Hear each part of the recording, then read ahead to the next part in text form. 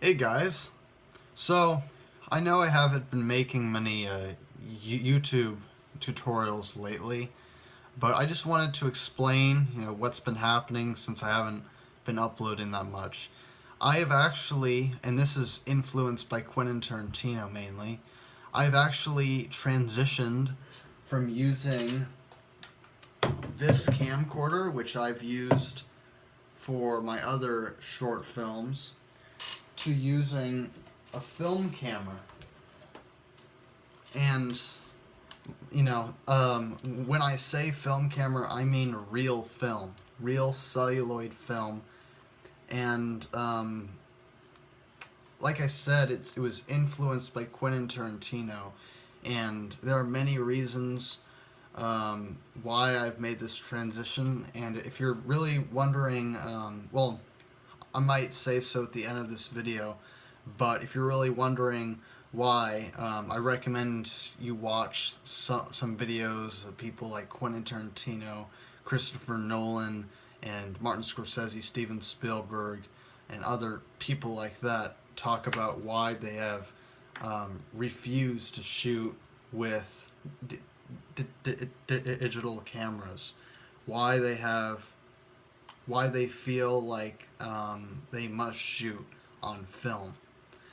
And um, this is a Super 8 camera. So this is a pretty low quality format. Um, this is a pretty low quality film format, and it's also not that expensive compared to other types of film. But I just wanted to experience shooting on real film, and um, when I actually used my camcorder for shooting my films, I've always wanted to give it that old film look, and I feel like I'm sort of cheating, or I'm kind of being dishonest to myself when I shoot my films using my digital camcorder and then I upload them with a certain film look that was never there during production. Yeah, so I feel like if I want a film look, then the best option would be to actually shoot on real film. And also, I feel like shooting on film is how film was always meant to be. I know with uh, shooting with digital cameras, it's cheaper and easier, but I don't feel like cheaper and easier is always the better option.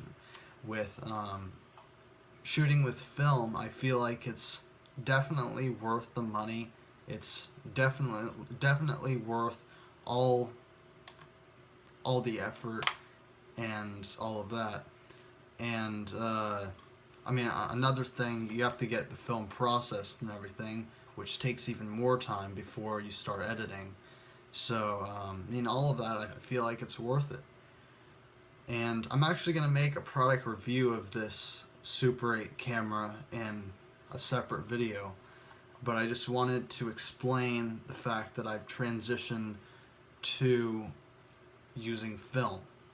And it's not going to be for every film. I feel like I just wanted to get a feel for it once, and then uh, I feel like once I have enough money, and once I can start affording using real film and affording um, having the film process and everything, then I will go back to using real film.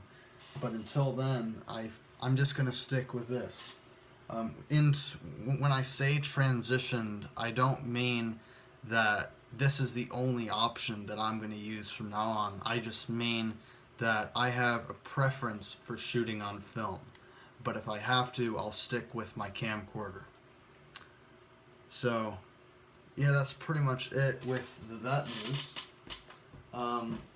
The other thing I wanted to mention was that, I mean, separately from shooting on real film, um, after making the flood documentary, which was released all the way back in February, I set a goal for myself to shoot my next film on film, which I actually did, and that project is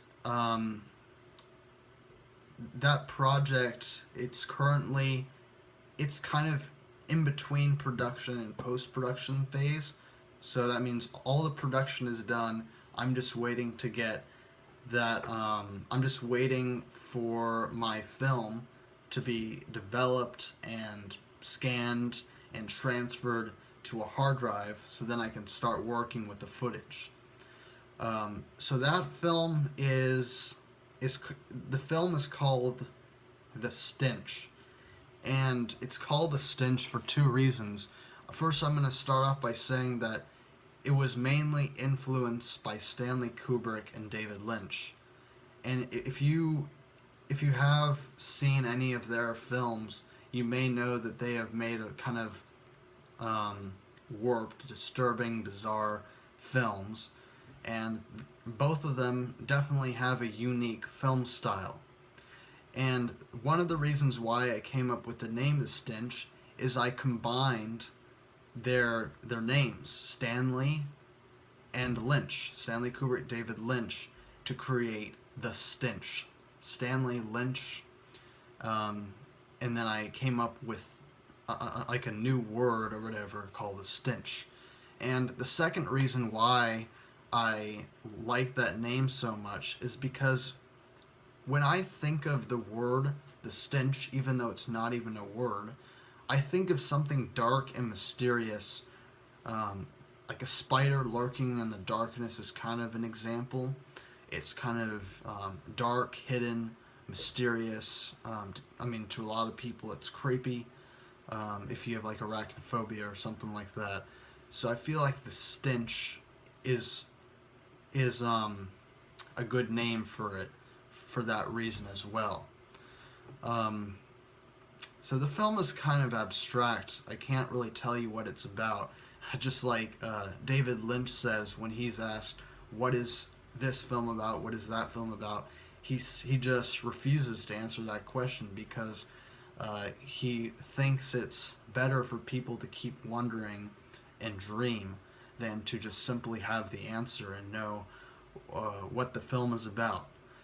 I guess it's more powerful, or it's more, I can't think of the right word, it's more, interesting or powerful than to just simply know the answer.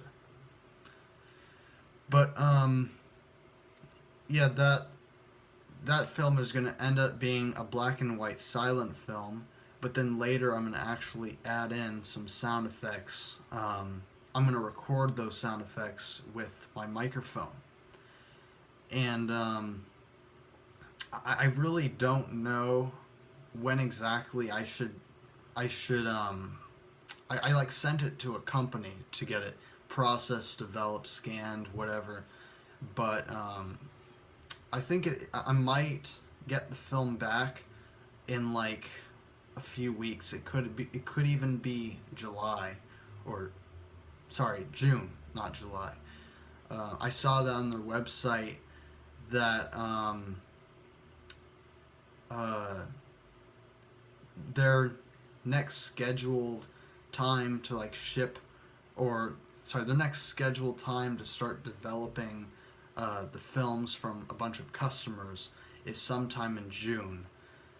But I really don't know when I'm going to get that film back. So those were two things I wanted to share. One, that I've been shooting on real film, and two, I've been working on a new film project using Super 8 film.